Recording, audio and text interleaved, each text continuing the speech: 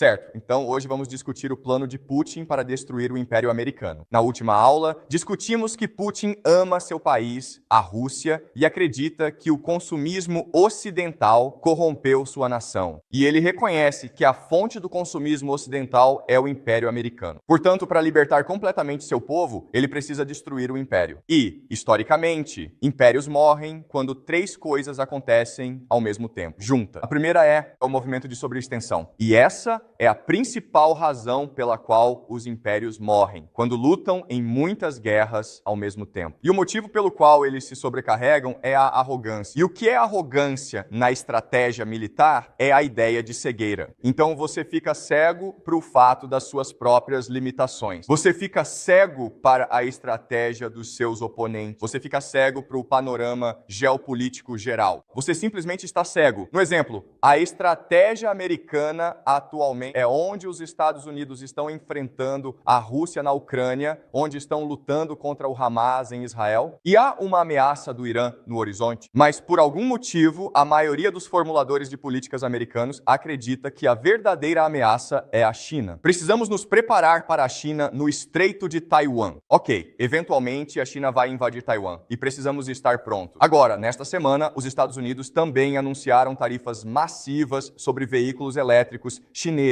Assim, os Estados Unidos estão envolvidos em todas essas guerras ao mesmo tempo. Isso está antagonizando a Rússia, o Irã e a China ao mesmo tempo. Portanto, isso é simplesmente uma sobrecarga, por causa da arrogância. A segunda maneira de destruir um império é através da dívida. Portanto, a fonte do poder americano são os EUA. Dólar. Lembre-se que em 1945, em Bretton Woods, houve um acordo que estabeleceu que os Epsilon, o dólar se tornaria a moeda de reserva mundial. E a expressão para isso é privilégio exorbitante. Privilégio exorbitante significa apenas que a América tem o direito de fabricar ouro do nada. E o mundo precisa comprá-lo porque é isso que sustenta o comércio global. Mas quando você pode fazer isso, o que acontece eventualmente é que sua nação se torna obesa, preguiçosa e corrupta. Quando o dinheiro simplesmente cai do céu, você se acostuma a pegar dinheiro emprestado, certo? Então, tudo o que os Estados Unidos fazem agora é imprimir dinheiro e não gerar riqueza. O problema é que, eventualmente, o mundo não vai querer usar os dólares não mais. Porque cada vez que você usa, você está sendo taxado, certo? Pelos americanos. E é isso que o BRICS, você talvez já tenha ouvido falar do BRICS Plus. É uma organização criada, inicialmente, por Brasil, Rússia, Índia, China e África do Sul, a fim de criar seu próprio sistema financeiro para contrabalançar os Ebuara. Sistema financeiro. Mas agora há mais países que se juntaram ao BRICS. Os mais proeminentes são a Arábia Saudita e os Emirados Árabes Unidos e o Bahrein, esses países. Eles são importantes porque são a base do petrodólar. Lembre-se de que todos os EUA, dólares dos EUAP, podem ser usados para comprar petróleo. E é por isso que o dólar dos INEA vale muito dinheiro. Então, se esses países forem para o BRICS e optarem por sair do sistema dos EUA, sistema financeiro, então basicamente essa montanha americana de dívidas, 35 trilhões de dólares em dívidas, desmorona. Essa é a segunda maneira de destruir um império. E a terceira maneira é dissensão civil, ou uma guerra civil interna, basicamente. E o que estamos vendo nos Estados Unidos agora é uma polarização política crescente, certo? Entre a esquerda e a direita. O motivo disso acontecer é que as pessoas já não acreditam mais nos mitos e histórias que unem e constroem uma nação.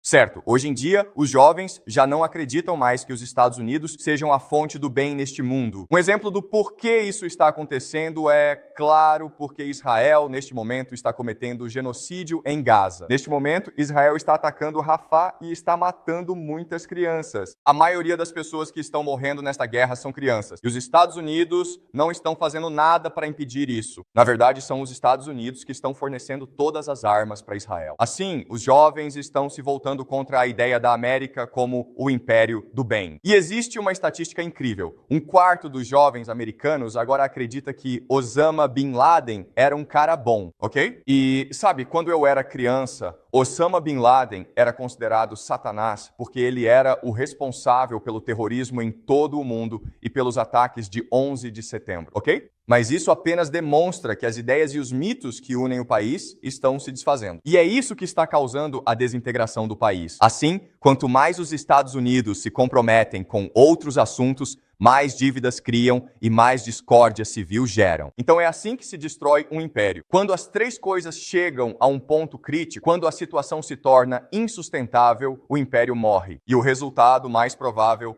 para os Estados Unidos é que o país entre em guerra civil, certo? Ele mergulha em uma guerra civil. Isso é algo que vou discutir na próxima aula, tudo bem? Então vamos discutir como Putin está fazendo isso, certo? A primeira coisa que Putin fez foi a guerra na Ucrânia, certo? Então, em fevereiro de 2022, Putin invadiu a Ucrânia. E naquela época, os Estados Unidos estavam confiantes de que três coisas aconteceriam. A primeira coisa que aconteceria seria que a Ucrânia destruiria o exército russo e talvez até marchasse até Moscou para derrubar Putin. Naquela época, era isso que a mídia noticiava. A mídia ucraniana era muito mais forte e confiante do que as forças russas. A segunda coisa era que a economia russa seria destruída. Por quê? Porque os Estados Unidos estavam impondo sanções à Rússia. Então, os Estados Unidos, por controlarem o sistema financeiro global e a capacidade de comercializar, basicamente sancionaram a Rússia e disseram: vocês não têm mais permissão para vender seu petróleo no mercado global. E acreditava-se que isso levaria a Rússia ao colapso da noite para o dia. Muitas multinacionais ocidentais deixaram a Rússia e os Estados Unidos congelaram 300 bilhões de dólares em ativos russos nos Estados Unidos. Banco. Certo, então eles pensaram que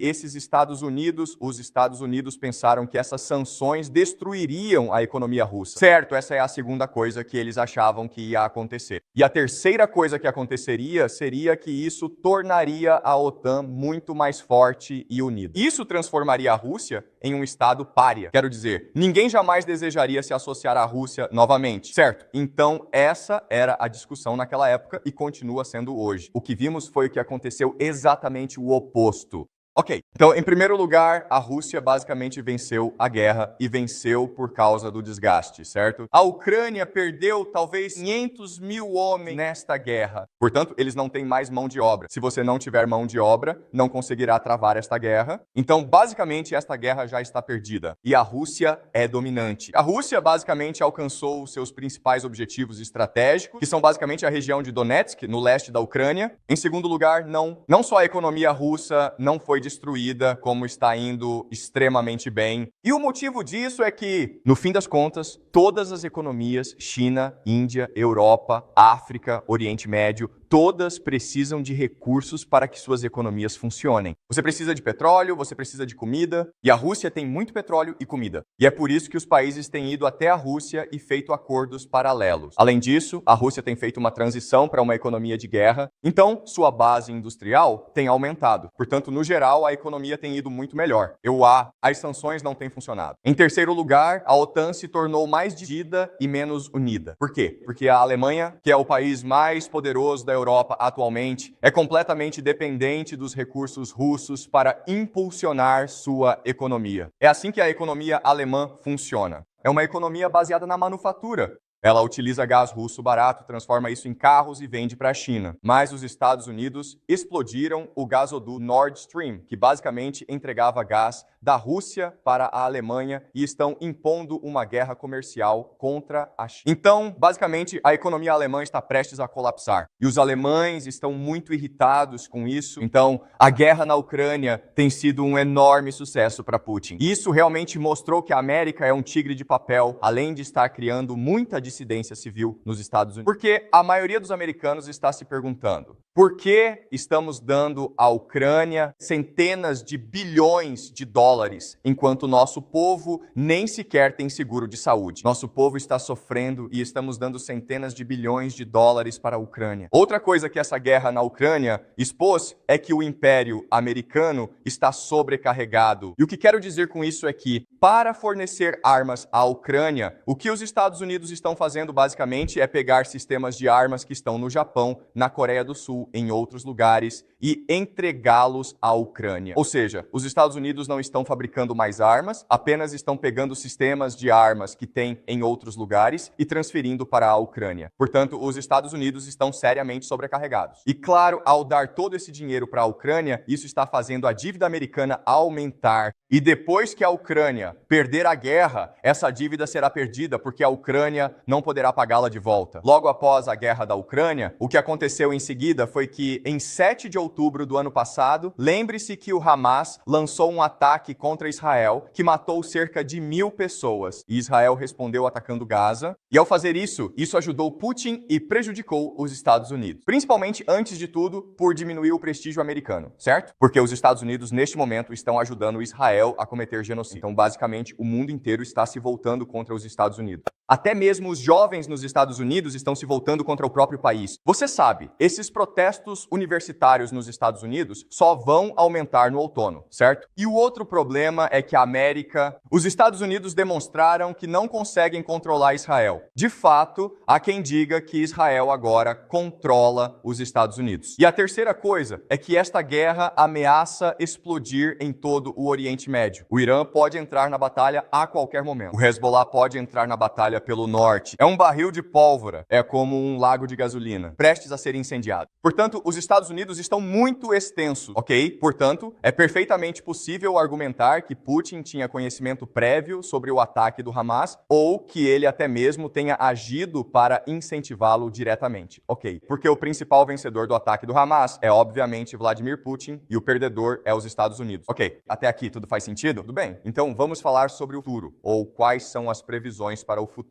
Portanto, se for verdade que a intenção de Putin é destruir o Império Americano, concentrando-se nessas 3 fraquezas fundamentais do Império. E se for realmente verdade que ele iniciou deliberadamente a guerra na Ucrânia para agravar ainda mais a deterioração do Império, e se for ele mesmo quem está apoiando ativamente o grupo Hamas, então podemos prever com segurança que Vladimir Putin continuará a fazer certas coisas específicas, ok? A primeira coisa fundamental que ele fará, sem dúvida, é prolongar estrategicamente a guerra na Ucrânia por muito mais tempo. Então ele não vai acabar com ele não vai buscar a paz, ele não vai negociar termos de ele vai continuar a prolongar isso. Por que ele faria isso? Por que não simplesmente declarar vitória? Por que não simplesmente negociar a paz? Por que ele iria querer prolongar isso? Ok, sim, o povo russo estará constantemente em guerra, mas então a questão é, por que ele prolongaria isso e não expandiria, certo? Ele quer prolongar a situação, mas não quer estendê-la. Expandir significa que ele vai atacar a Polônia, entendeu? Ele não quer fazer isso. Ele só quer prolongar isso. Por quê? Sim, tudo bem. O motivo é que a Ucrânia está se revelando um buraco negro para a OTAN. A OTAN e os Estados Unidos estão investindo muito dinheiro, armas, mão de obra e está perdendo, entendeu? Então, em outras palavras, a Ucrânia é um campo de batalha para aumentar a dívida americana e criar discórdia civil entre a OTAN e os Estados Unidos, certo? A Alemanha não quer lutar essa guerra. A Alemanha quer sair disso, entendeu? Então, enquanto essa guerra continuar, vai criar mais atrito entre a OTAN e os Estados Unidos. E é isso que o Putin quer.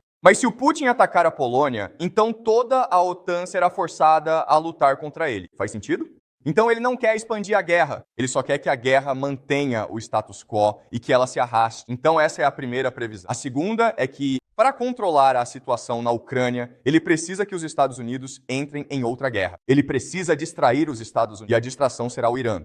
Lembre-se de como, nas últimas aulas, temos discutido como os Estados Unidos querem atacar o Irã e o Irã quer vingança contra os Estados Unidos. Mas para que isso aconteça, Putin precisa conversar com o Irã e garantir que o país estará protegido pelo guarda-chuva nuclear russo, o que significa que os Estados Unidos não poderão usar armas nucleares quando invadirem o Irã, porque Putin responderá com suas próprias armas nucleares, ok? Faz sentido? Contanto que Putin chegue a um acordo com o Irã e diga: usarei minhas armas nucleares para protegê-los do Zil. Se o Irã possuir armas nucleares, ele tomará a iniciativa e começará a provocar os Estados Unidos para uma guerra de maior escala. E novamente, existem muitas maneiras pelas quais o Irã pode fazer isso, ok? Pode usar o Hezbollah para atacar Israel, pode ampliar seu programa nuclear e travar a navegação no Mar Vermelho. O Irã tem meios de provocar os Israel a uma invasão total, que é o que Putin deseja. Tudo bem, Coreia do Norte. Então, à medida que os Estados Unidos ficam distraídos na Ucrânia e no Irã, a Coreia do Norte pode agora tomar a iniciativa, certo? Porque o que a Coreia do Norte pode fazer é ameaçar invadir a Coreia do Sul. E há cerca de 30.000 soldados americanos na Coreia do Sul. Então, a Coreia do Norte, na verdade, não precisa fazer nada, mas a ameaça da Coreia do Norte vai forçar os Estados Unidos a desviar recursos para a Coreia do Sul. Faz sentido? E isso provavelmente forçará levará até mesmo a Coreia do Sul e os Estados Unidos a começarem a subornar a Coreia do Norte. E podemos esperar que a Coreia do Norte faça isso porque Putin garantiu à Coreia do Norte que a protegerá em caso de guerra. Faz sentido? Muito bem, BRICS. Agora nós vamos analisar o grupo dos BRICS continuarem a se expandir. Também veremos os BRICS talvez anunciarem formalmente uma nova moeda ou um novo sistema de comércio para contrabalançar o sistema liderado pelos americanos. Agora, o que as pessoas têm dito é que os BRICS não são capazes de substituir o dólar americano. Isso é verdade, certo? Mas lembre-se de que os BRICS não precisam realmente substituir o dólar americano. Eles só precisam ameaçar. Dólar. Basta que seja uma ameaça. Porque muita coisa no mundo das finanças, muito dinheiro, é simplesmente uma questão de confiança. Entendeu? Você tem o ZEUA, dólar, porque você tem certeza de que ele tem valor. Mas uma vez que se perde a confiança no ZEUA, dólar, você não vai mais querer usá-lo, ok? Faz sentido? E por último, é preciso manter relações estreitas, uma relação muito próxima com a China. Então, o Putin vai visitar a China com mais frequência e ele e Xi Jinping vão se abraçar mais, certo? Eles podem até se beijar um dia, quem sabe, né? Mas, de novo, veja, a realidade é que, se você olhar para a teoria dos jogos, existem muitas diferenças geopolíticas entre a Rússia e a China, muito mais do que entre a China e os Estados Unidos. Mas, novamente, o Putin, na verdade, não precisa que a China faça nada. Tudo o que Putin precisa é que a China não colabore com os Estados Unidos, certo? Porque nessa situação, uma forma dos Estados Unidos sobreviverem ou protegerem seu império é trabalhando com a China, certo? Para se unirem contra a Rússia. Faz sentido? Então, enquanto a China permanecer neutra, então, a Rússia e Putin podem continuar a exercer pressão sobre o Império Americano, certo? Então, nos próximos 3 a 4 anos, devemos ver todas essas coisas acontecerem. Certo, então a primeira coisa é que a guerra na Ucrânia não termina. Putin vai encontrar uma forma de prolongá-la, mas na verdade expandindo-a. Ok? Essa é a primeira coisa. A segunda coisa é que o Irã toma a iniciativa contra os Estados Unidos. A terceira coisa é que a Coreia do Norte começa a se tornar muito mais beligerante contra a Coreia do Sul e o Japão, forçando os Estados Unidos a focarem mais atenção no leste asiático. O BRICS continuará a se expandir e então a relação de Putin com Xi Jinping continuará a florescer. Isso faz sentido? Certo? Alguma pergunta até agora antes de eu continuar? Oi? Ok. Essa é uma boa pergunta. Então por que os Estados Unidos iriam querer a ajuda da China? Certo. A primeira coisa é que você tem um problema de sobreextensão, ok? Você não quer estar lutando muitas guerras ao mesmo tempo. Então, se você faz um acordo de paz com a China, não precisa mais se preocupar com o leste asiático, porque a verdadeira ameaça do ponto de vista dos Estados Unidos é que a China invada Taiwan. Certo, essa é a primeira coisa. Em segundo lugar, a China é uma grande compradora de dólares por causa do seu comércio com os Estados Unidos e porque a China compra muito petróleo, certo? Você quer que a China continue comprando produtos do ZEUA, dólares, para que você possa arcar com a dívida. Certo, faz sentido? E em terceiro lugar, existem muitos conflitos geopolíticos entre a Rússia e a China. Se você pensar bem, a Rússia é uma ameaça maior para a China do que os Estados Unidos, certo? Faz sentido? Historicamente, Rússia e China travaram guerras, muitas guerras por causa da fronteira. Então, se você se tornar amigo da China, Putin precisa adotar uma postura defensiva e focar mais na proteção da fronteira entre Rússia e China. Faz sentido? Porque, neste momento, Putin pode simplesmente focar na ofensiva. Mas se a China estiver do lado dos Estados Unidos, então Putin é forçado a adotar uma postura defensiva. Faz sentido? Mais alguma pergunta? Exatamente, isso mesmo. Correto. Então, basicamente, o que está acontecendo é que a China agora não está mais comprando dólares americanos. Ela está transferindo seus dólares americanos para ouro, dólares em ouro. Certo. Então a China está incentivando todos a comprarem ouro. Não compre mais produtos do ZEUA. Pessoal, comprem ouro, certo? E a razão para isso é que a dívida dos Estados Unidos é um enorme problema para os Estados Unidos. O ZEUA só mantém sua dívida se a China seguir comprando deles. Dívida. Faz sentido? Mas essa é uma ótima observação, Pi. Mais alguma pergunta antes de eu continuar? Ok.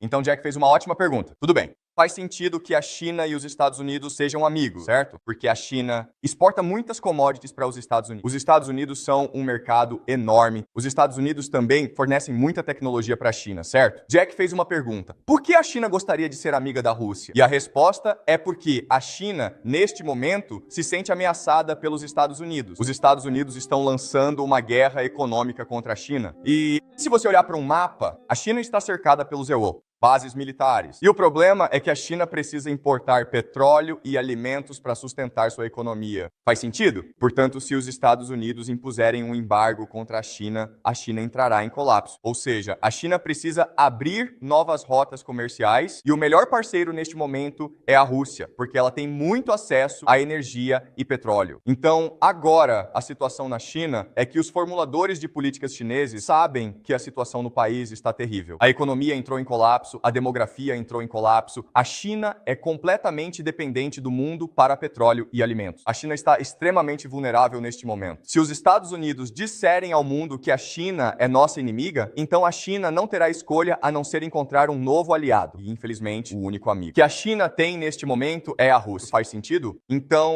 mas veja, quero dizer, a situação geopolítica da China está realmente ruim. Mais alguma pergunta antes de eu continuar? Ok, então a Celina fez uma ótima pergunta. Por que os Estados Unidos acham que a China vai atacar Taiwan? E a resposta é que a América está sempre procurando começar novas guerras. Ela tem algo chamado complexo industrial militar. E a América está sempre lutando em guerras. Então, para justificar todos esses gastos com defesa, ela precisa encontrar novos inimigos. E acredita que a maior ameaça ao Império Americano neste momento é a China. Mesmo que, aliás, não haja nenhuma evidência de que isso seja verdade. Ok, neste momento, a relação entre os Estados Unidos e a China é: a China envia muitos produtos baratos para a América e os dá à China muitos benefícios do Zequeiro. Dólares. Basicamente, o que está acontecendo é que o Partido Comunista está armazenando a riqueza do povo chinês em bancos americanos. Este é um ótimo negócio tanto para os Estados Unidos quanto para Wall Street e o Partido Comunista Chinês. Portanto, não há motivo para que esses países entrem em conflito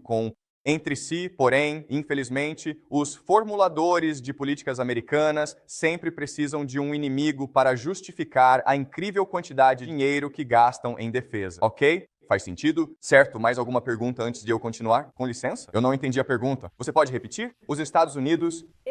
essa é uma ótima pergunta. Então, o que acontece se a China tomar Taiwan? O que os Estados Unidos perdem? E a resposta é não muita coisa. Você pode argumentar que Taiwan tem uma indústria de semicondutores, mas adivinha só? Você pode transferir essa indústria de semicondutores para outro lugar. Para os Estados Unidos, é apenas uma questão de imagem, entendeu? Os Estados Unidos não perdem realmente nada se a China anexar Taiwan, mas para os Estados Unidos é o império, tem arrogância e, portanto, precisa manter as aparências, certo?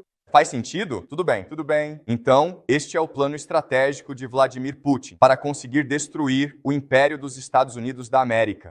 Então a questão é, bem, isso faz de Putin um gênio, então como ele consegue fazer isso? E o argumento que quero apresentar a vocês hoje é que, por muitas razões, os líderes russos têm uma imaginação estratégica. Eles simplesmente pensam de forma diferente e mais estratégica do que qualquer outra pessoa, ok? Portanto, o exemplo que quero usar é o de Joseph Stalin. Porque nós sabemos, na verdade sabemos muito sobre Joseph Stalin. Muito bem, então vamos dar uma olhada no mundo em 1939. E em 1939 havia cerca de 6 potências globais. Bem, temos a Rússia, a União Soviética.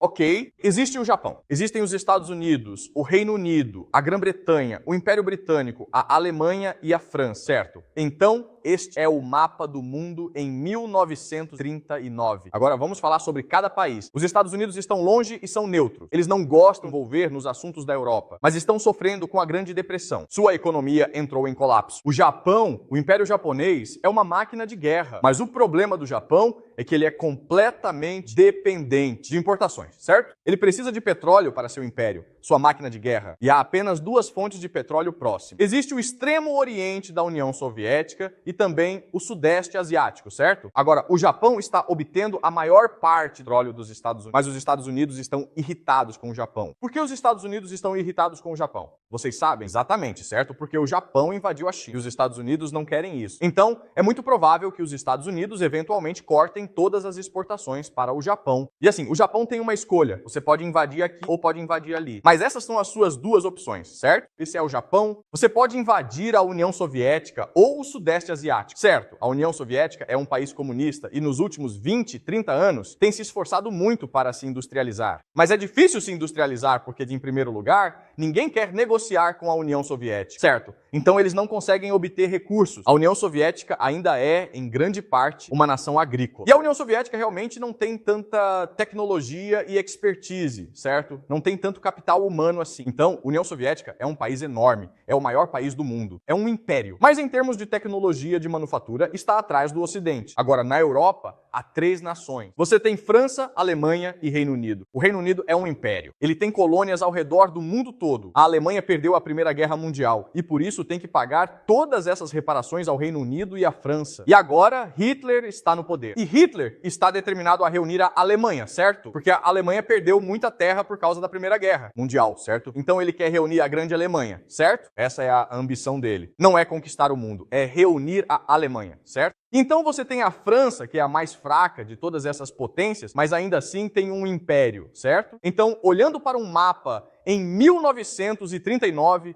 e usando a teoria dos jogos, o que deveria estar acontecendo? Ou o que deveria acontecer talvez daqui a 5 anos, em 1940, certo? Vamos usar a teoria dos jogos para traçar o que deveria estar acontecendo ou o que vai acontecer. Dado esse mapa e considerando os jogadores individuais, os interesses dessas diferentes nações, o que você espera que aconteça? Quem todo mundo odeia? Quem todo mundo odeia? Quem todo mundo quer, tipo, ir invadir?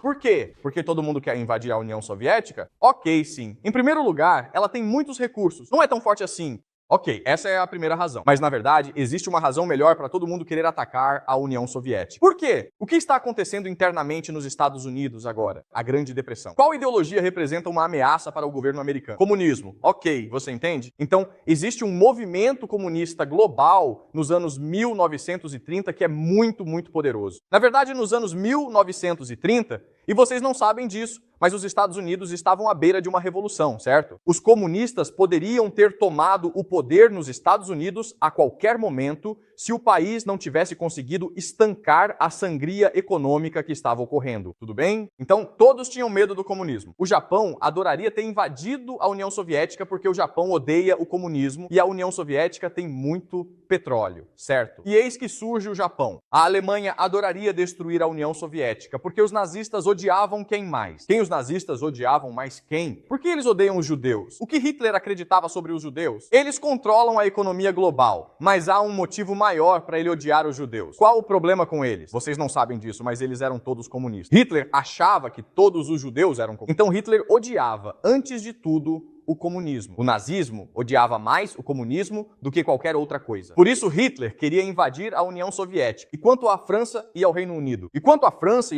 O que eles querem fazer? Quem eles odeiam? Rússia, certo? União Soviética. Estados Unidos? Claro, por que não? Você entende? Assim, em 1945, se usássemos apenas a teoria dos jogos, deveríamos ter previsto que a União Soviética seria dividida em diferentes países. Essas potências teriam invadido o país juntas, colonizado a União Soviética e destruído de vez a ameaça do comunismo global. Faz sentido? Mas não foi isso que aconteceu, certo? O que aconteceu foi que, em 1939, Hitler invadiu a Polônia, ok? E no momento em que Hitler invadiu a Polônia, a França e a Grã-Bretanha declararam guerra à Alemanha. E então a Alemanha derrotou a França e a Grã-Bretanha. A Grã-Bretanha foi forçada a retornar à sua ilha. Mas Churchill recusou-se a buscar a paz com Hitler. Na verdade, Hitler tentou fazer as pazes Churchill 7 vezes. E toda vez Churchill respondia algo como: vá para o inferno. Nós vamos lutar essa guerra até o fim. Por que Churchill estava tão irritado com Hitler? O que aconteceu? Porque a Alemanha destruiu o exército britânico, certo? É uma completa perda de prestígio para o Império Britânico. Então Churchill ficou muito, muito irritado com Hitler. E Churchill se recusou a negociar com Hitler em qualquer circunstância. Na verdade, Hitler enviou um emissário chamado Rudolf Hess para a Grã-Bretanha, para a Escócia, para negociar uma trégua. E Churchill simplesmente o colocou na prisão. Mas qual é a ironia de tudo isso? A Alemanha invade a Polônia. Por que a Alemanha invade a Polônia? Vocês sabem? Vocês estudaram essa parte da história? Ok. É por causa de algo chamado Pacto Molotov-Ribbentrop. Então, esse foi um acordo entre a União Soviética e a Alemanha para dividir a Polônia em duas partes. Vocês entendem? Então, a Alemanha e a União Soviética invadiram a Polônia juntas. A União Soviética atacou pelo leste e os alemães atacaram pelo oeste. Mas o que aconteceu foi que Grã-Bretanha e França declararam guerra à Alemanha, mas não à União Soviética, certo? Isso foi bem esperto da parte do Stalin, não acha? Na verdade, pode-se argumentar que se esse acordo não tivesse sido assinado, Hitler não teria atacado a Polônia. E a razão para isso é que, além disso, a União Soviética concordou em fornecer recursos para a máquina de guerra da Alemanha. Petróleo, alimentos e outros insumos. Faz sentido? Porque, lembrem-se, a União Soviética tinha a Ucrânia, o que produziu muita comida e óleo, ok? Faz sentido? Tudo bem? O próximo passo foi a Operação Barbarossa em junho de 1940. Então Hitler invade a União Soviética, ok? E se você estudar história, qualquer pessoa lhe dirá que a Operação Barbarossa foi um tremendo sucesso para a Alemanha e um fracasso estratégico. Para a União Soviética foi um erro grave, um erro estratégico. Stalin, entendeu? O que Stalin fez de errado? Bem, antes de mais nada, ele se recusou a defender a fronteira, ok? Havia de 4 a 5 milhões de soldados soviéticos na fronteira defendendo a União Soviética, mas eles receberam ordens diretas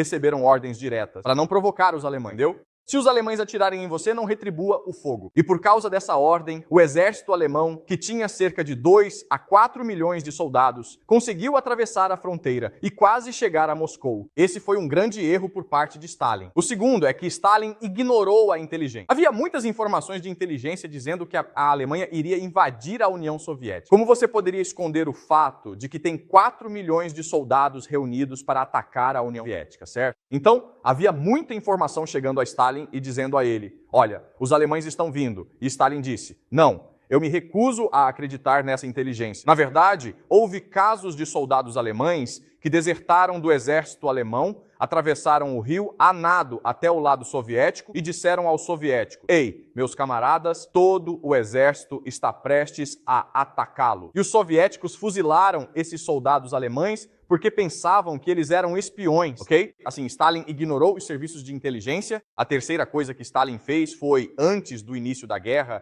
expurgar o Exército Vermelho, o Exército Soviético, de sua liderança de generais, ok? Assim, os principais generais do Exército Soviético, o Exército Vermelho, estavam todos mortos ou na prisão porque Stalin se livrou deles por não serem politicamente leais o suficiente, ok? E a quarta coisa que vamos considerar é, por que Stalin fez isso? E a resposta, segundo os historiadores, é que Stalin confiava em Hitler, ok? Esse foi o maior erro que Stalin cometeu. Stalin acreditava que Hitler era seu amigo. Ele acreditava que Hitler jamais o invadiria, ok? Então é isso que você aprende nas aulas de história. Quando você for para os Estados Unidos, isso lhe será ensinado. Quando você acessar a internet, você aprenderá isso, ok? Isso está completamente errado. Essa análise está completamente errada, tudo bem? Então vamos usar a teoria dos jogos para entender por que isso está errado. Tudo bem? Então, usando a teoria dos jogos, vamos analisar 4 cenários possíveis. O cenário A é, os soviéticos atacam primeiro, e eles estão cercando completamente a cidade de Berlim. O segundo cenário possível é este. As forças soviéticas atacam e decidem parar na fronteira. O cenário C é o seguinte. Os alemães atacam, e os soviéticos os detêm. O cenário D é, os alemães atacam e chegam a Moscou, que foi o que realmente aconteceu. Então, esses são 4 cenários diferentes, possíveis que poderiam ter acontecido em junho de 1941.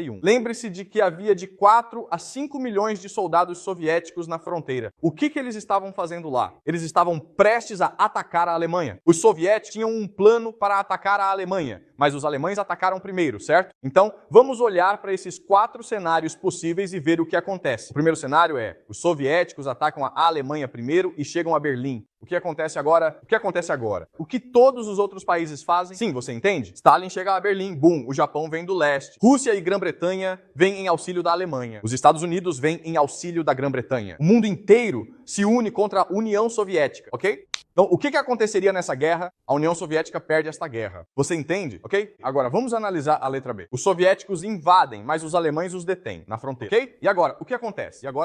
Sim, então o Japão ainda invade, ok? E a Grã-Bretanha começa a negociar com a Alemanha em busca da paz. Porque a Grã-Bretanha não pode permitir que a União Soviética invada a Alemanha, pois isso levaria à tomada do comunismo pela Europa. Faz sentido? Ok? Então, na opção B, não podemos dizer que a União Soviética perderia, mas também não venceria a guerra, ok? Entenda, então a opção B também não é tão boa. E vamos analisar a letra C. Os alemães atacam e os soviéticos os detêm na fronteira. E agora, o que acontece? Agora, o que acontece? Eles acabam se destruindo mutuamente, não é? Estados Unidos, Grã-Bretanha, Japão, eles estão todos rindo, tipo, eles só estão se matando, quem se importa? Sem problema. Certo, mas agora vamos analisar a situação D. Quando os alemães atacam e estão prestes a destruir a União Soviética, o que acontece agora? Os outros países precisam vir ajudar a União Soviética. Por quê? Por que os Estados Unidos e a Grã-Bretanha precisam vir ajudar a União Soviética? Por quê? O que aconteceria se a Alemanha tomasse a União Soviética? Exatamente, certo? Eles tomam os recursos e, portanto, dominam, entendeu? Porque a Alemanha tem tecnologia, tem poder militar, mas lhe faltam recursos. Se você combina os recursos com o exército alemão, eles se tornam invencíveis agora. Os Estados Unidos ficarão para sempre excluídos do mundo. A Alemanha não vai invadir os Estados Unidos, mas os Estados Unidos nunca mais atacarão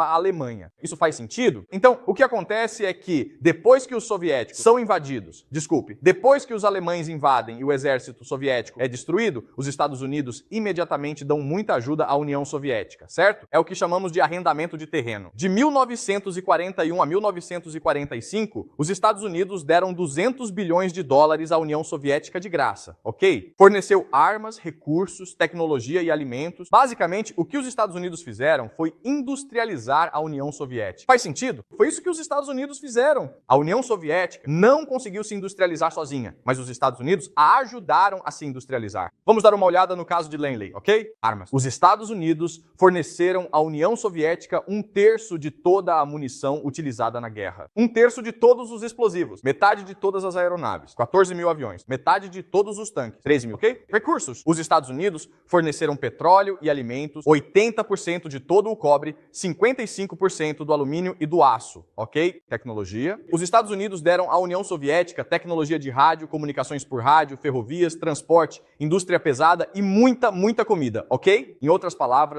os Estados Unidos basicamente construíram a indústria pesada da União Soviética para ela, entendeu? Faz sentido? E no fim das contas, o que a União Soviética pode fazer é realizar engenharia reversa de toda essa tecnologia e construir sua própria indústria. Faz sentido? Ok. Dessa maneira, isso realmente acabou transformando a União Soviética em uma grande superpotência global. E Stalin conseguiu tudo isso de graça porque os Estados Unidos não podiam se dar ao luxo de perder a União Soviética na guerra, ok? Qual seria a outra vantagem de os alemães atacarem primeiro e quase destruírem Moscou? Qual é o outro benefício? E Stalin realmente precisava disso. Isso é, na verdade, mais importante do que o programa Lend-Lease, que é o quê? Unidade nacional, certo? Agora, todos os soviéticos estavam unidos na luta contra a Alemanha nazista. Antes, o comunismo estava destruindo o país. Havia uma guerra civil. Os ricos todos fugiram do país, certo? Mas agora, porque os alemães estavam invadindo, o país inteiro estava unido contra a Alemanha. É isso que eles chamam de Grande Guerra Patriótica. Eles estavam lutando essa guerra por amor ao seu país, por amor à mãe Rússia, certo? Então, o que mudou o rumo da guerra foi a vontade de lutar. Os russos perderam 26 milhões de pessoas na guerra. É muita gente. Com a perda de tantas pessoas, toda a nação se recusou a se... Eles tinham vontade de lutar, entendeu? Muito mais do que os alemães.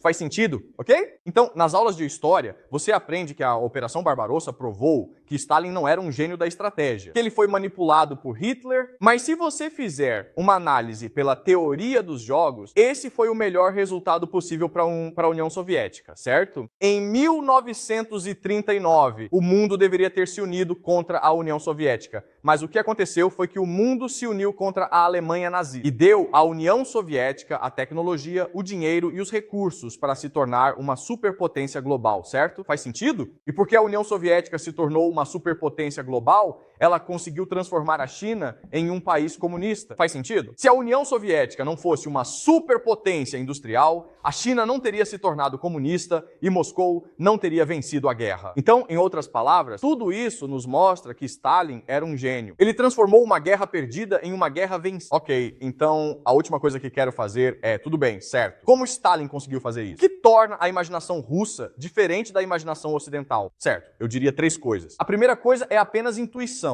E intuição significa que Putin e Stalin, eles conseguem captar os ventos políticos, certo? Eles conseguem sentir o clima do mundo. A palavra alemã para isso é Zeitgeist, certo? Espírito do tempo. Mas eles conseguem sentir o clima do mundo, certo? Putin sabe que o Império Americano está prestes a morrer, então ele sente que é importante agir, certo? Então o segundo é imaginação. Então Putin e Sun, ambos têm uma imaginação estratégica. O que significa que, ok, eles percebem esses ventos, mas também conseguem imaginar. Ei, se eu fizer isso, como esses ventos mudam, certo? Isso é uma imaginação de conseguir prever ou imaginar o futuro. E a última coisa, que é a mais estranha de todas, são múltiplas personalidades, significando que Putin e Silent são homens tão brilhantes que incorporam múltiplas personalidades neles. E é por isso que eles são tão imprevisíveis, certo? Então o exemplo é esse. Todo mundo disse que Stalin confiava em Hitler, então Hitler enganou Stalin. Mas se você apenas olhar, se você apenas analisar o jogo, certo? Então a conclusão é que Stalin enganou Hitler, entendeu? Hitler fez tudo o que Stalin queria que ele fizesse. Hitler invadiu a Polônia, o que fez com que França e Grã-Bretanha declarassem guerra contra ele. Depois, Hitler atacou a Rússia Soviética, o que trouxe os Estados Unidos para a guerra e ajudou a União Soviética a se tornar um império. Entendeu? Então Hitler foi completamente manipulado por Stalin. E a resposta é,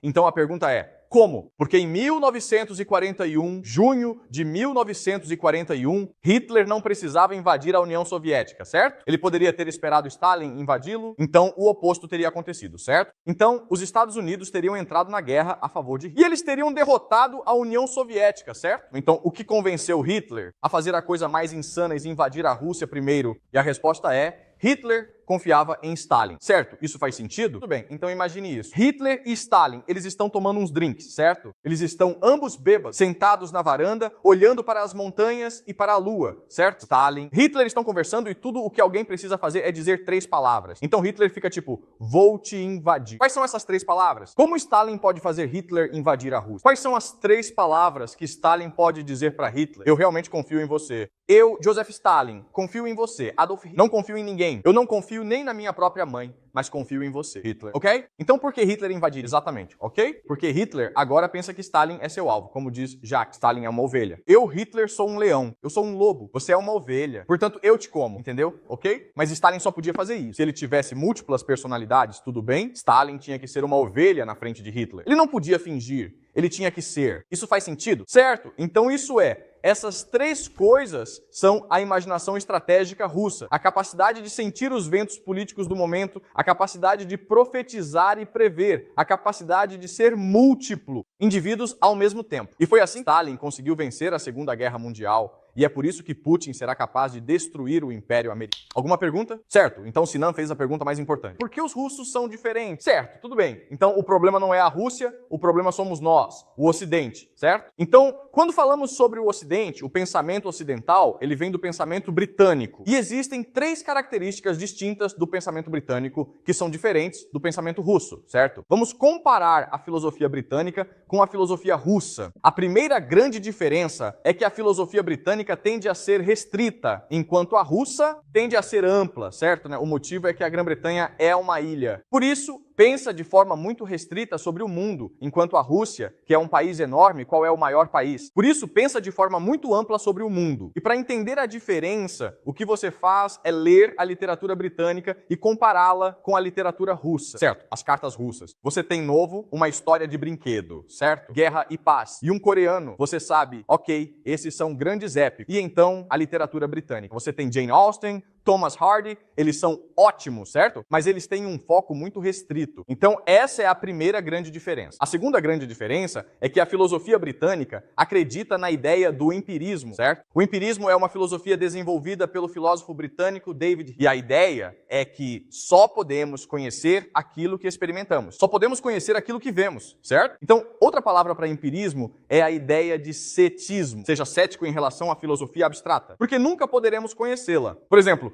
você nunca pode realmente entender a matemática porque a matemática está além da sua experiência. Você só pode conhecer aquilo que você experimenta. Embora isso seja verdade, acaba limitando bastante a sua imaginação. Os russos acreditavam no misticismo. Eles são um povo muito espiritual e religioso. Então, existem forças que não compreendemos. Existem indivíduos que são profetas que são enviados a nós por Deus. Nunca poderemos saber quem eles são. Nunca poderemos saber como eles pensam. Mas simplesmente temos que acreditar que é assim. Então, os russos vão ser muito mais místicos em seu pensamento do que os britânicos. E a última coisa é, os britânicos acreditam na lógica. É como a matemática. Você pode ir de 1 para 2, para 3, para 4, para 5. Tudo tem que ser lógico. Tudo precisa estar interligado. Já os russos acreditam na intuição. Você pode pular. Você pode imaginar coisas. Você não precisa ser lógico, enquanto os britânicos dizem que é preciso ser lógico. E essas 3 ideias, visão estreita, empirismo e lógica criaram a mentalidade ocidental de hoje, ok? Então é isso que domina o meio acadêmico. Então, quando você for para a universidade, eles esperam que você pense dessa maneira, restrito, empírico e lógico, ok? E pensando bem, isso é perfeito se você quiser construir uma burocracia, não é? Isso é pensamento burocrático, isso é a burocratização da imaginação. É claro que ninguém deve expressar opiniões ou fazer afirmações sem apresentar provas concretas, lógica e experiência real. No entanto, os russos não possuem nenhum desses elementos fundamentais no momento. E é por isso que eles estão agindo dessa forma, fazendo tudo o que querem agora mesmo. Obviamente, o sistema atual tem mais pontos positivos do que este sistema em si. Mas o problema do sistema britânico é que nenhum grande homem jamais poderia surgir da sociedade ocidental. Isso faz sentido? Porque tudo isso cria um estilo de pensamento orientado por processo, sistematizado, burocrático. Certo. Então, por exemplo, eu dou essa palestra, certo? Eu nunca poderia dar essa palestra nos Estados Unidos ou na Grã-Bretanha, porque todos achariam que eu sou louco. Certo? Isso faz sentido?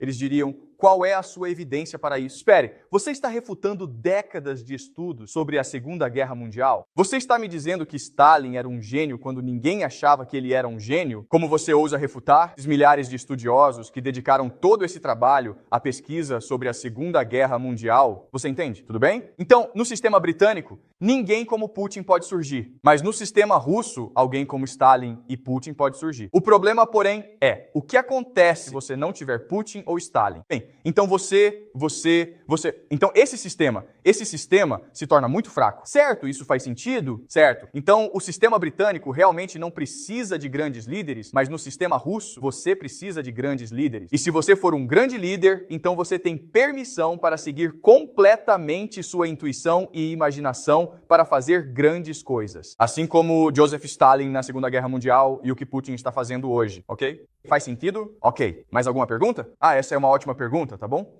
Então, no semestre passado, dissemos os gregos. E os gregos são mais parecidos com os russos do que com os britânicos, entendeu? Então, o sistema russo, o sistema grego, é um sistema humano muito mais natural, entendeu? E o sistema britânico, basicamente, está tentando remover a intuição e a imaginação do processo de tomada de decisão, do processo intelectual. Porque a intuição e a imaginação são demasiado misteriosas, ok? Então, em outras palavras, digamos que eu sou Joseph Stalin na Segunda Guerra Mundial. Em 1939, para que eu possa executar meu plano, preciso escrever um memorando detalhando meu raciocínio, ok? Ora, obviamente não posso fazer isso, porque se eu fizesse, em primeiro lugar, não conseguiria executar o meu plano. E em segundo lugar, confundiria toda a gente. Tipo, o que você está tentando fazer mesmo, entende? Ok? Assim, os gregos também acreditavam na imaginação e na intuição, ok? Mas não os britânicos. E vivemos num sistema britânico. Tudo bem? Mais alguma pergunta? Ok. Então, Jack fez uma boa pergunta, ok?